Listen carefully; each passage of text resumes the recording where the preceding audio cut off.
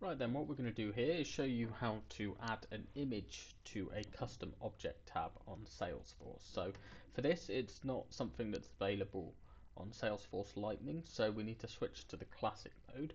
Click on your icon in the top right hand corner, come down to switch to Salesforce Classic. Now that will take you back to the classic version. Here, if you click on Setup, and then we need to find the custom object tab. So come down here on the left hand side to build, and then click on create, and you'll see here manage your custom tabs. So here you'll see the different custom object tabs that you have. In order to actually add an image, you can do a new one, or you can edit an old object tab you have. We'll search for the contacts here, and you'll see on here the tab style. You see it's got a bottle at the moment. Here you want to click on this icon, and you want to say create your own style.